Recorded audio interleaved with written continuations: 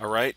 In this third video, what we're going to do is we're going to talk about industry analysis. We'll introduce this type of analysis. I'm not going to spend a lot of time on it, but then we're going to come away with a tool that we can use to try to estimate how sensitive a particular industry is to the entire market. Now, of course, this is going to be important given our macroeconomic forecast that we've done in the previous two videos. Okay, so we've forecast the macroeconomy. We've talked about a whole bunch of leading indicators that will help in that forecast.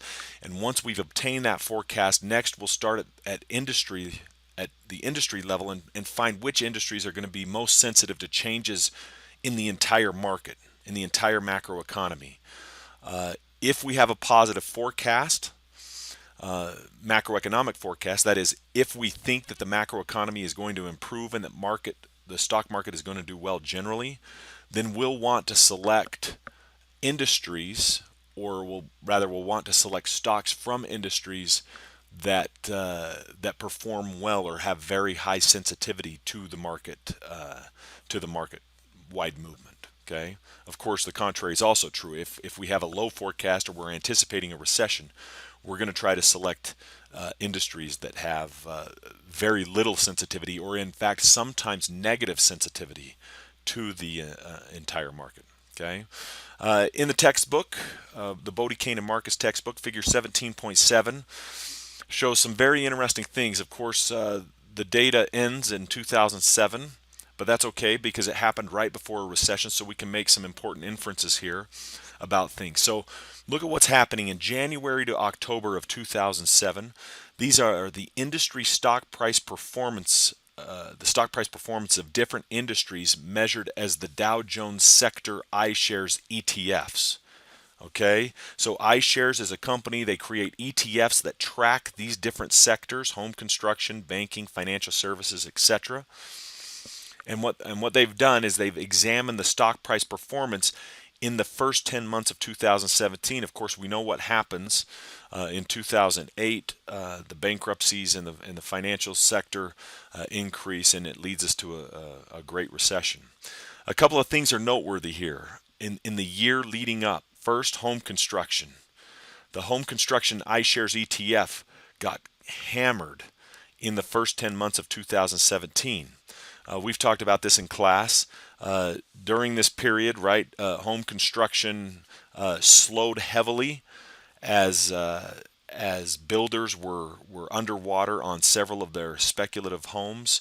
The banking sector froze up. You can see that banking ETF decreased dramatically during this period. Other financial services decreased. This was an interesting time period, right? The housing market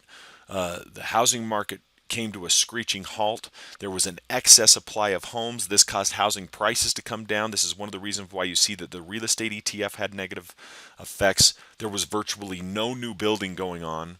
The banking sector came to a screeching halt. All of this was happening in the first 10 months of 2007. Of course, alternatively, you see that oil was having a heyday, right? So we had very, very high oil prices.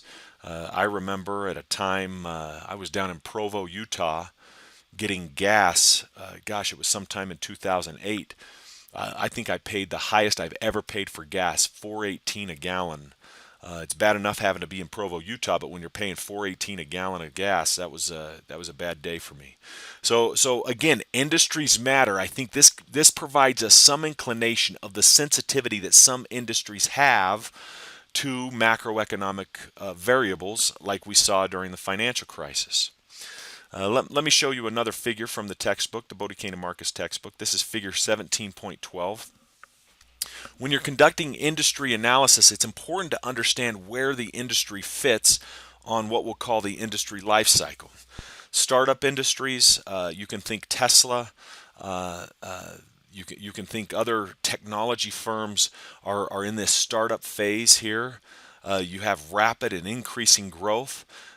You have, of course, I'm categorizing these things, and of course this curve is continuous, but you might have some industries in stable growth.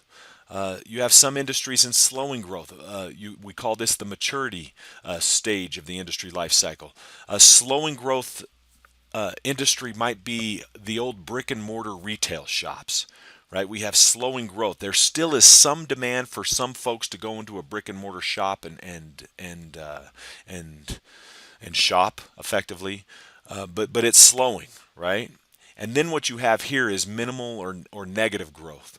You can think of industries that have effectively gone out of business. I think manufacturing, in some respect, is in minimal or negative growth.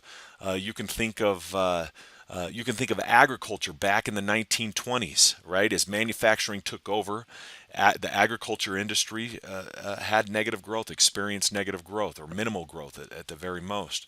You can think of anytime new technology replaces old technology, there's going to be a relative decline in particular industries that fit that stage. Okay, so I think it's important before we even get started with the actual quantitative analysis to look at these things qualitatively and say, okay, where is the industry fitting here? Think of technology. I would put technology kind of in this area, both rapid and increasing growth or stable growth in the startup or consolidation phase. In the maturity industry, I might think of retail, old school retail, not necessarily Amazon or what Walmart.com is doing, but old school retail might fit in this slowing growth or the maturity stage of the industry life cycle. Maybe utilities. Utilities might fit in the minimal or negative growth, the relative decline stage of the industry life cycle. So it's important to provide some qualitative analysis to where the industry fits in this life cycle. Let's move on to the quantitative analysis. To do this, let me introduce the concept of elasticity. So elasticity from your introductory econ class is a measure of a variable sensitivity to a change in another variable. Okay. Generally, we think of the elasticity of demand. So the elasticity of demand examines how a percentage change in price affects the percentage change in quantity demanded. Okay, so you can think of variables, or rather, you you can think of products that have an elastic demand. That means those products are very sensitive to changes in price. Maybe think of phones, cell phones, right? So if all of a sudden Apple came out with a $2,000 phone, which one day I anticipate that they'll do, you can think that the quantity demanded is going to be lower for that iPhone. On the other hand, speaking of high gas prices, gasoline is considered an inelastic good. As the price of gasoline increases, we curse and cuss and kick the gas can, but we still demand the gasoline. Likewise, that's the same is true for healthcare. So elasticity is an important measure. Elasticity of demand is no doubt important for economics understanding generally, but elasticity is an important concept to understand as we try to conduct industry analysis. Okay, you should understand that in any introductory econometrics textbook, you can measure this elasticity, or rather constant elasticity, and there's a difference. I won't get into that here in this video, but you can measure that elasticity by running a linear regression where your dependent variable is the natural log of the y variable here, and your independent variable is the natural log of your x variable. The coefficient, the slope coefficient in this linear regression in a log-log functional form gives us an approximation of the elasticity. Okay? Again, any good introductory econometrics textbook will provide the proof that this is true. You have to know something about natural logarithms and do some algebra, but we can prove that this is true. That the coefficient, the slope coefficient on a linear regression in a log form will give us an approximation of the constant elasticity. So, what we're going to do for the bulk of our industry analysis here is we're going to estimate the following equation. We're going to get industry prices, Okay, and we'll grab those from the ETFs just like we were looking at here in the textbook. So again, this figure 17.7 provided stock price performance for various sectors, iShares sector ETFs.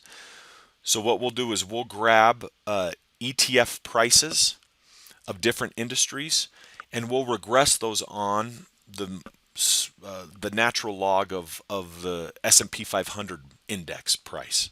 Okay, we'll obtain these slope coefficients, and these slope coefficients will tell us the elasticity, or will tell us how sensitive industry prices are to changes in market prices.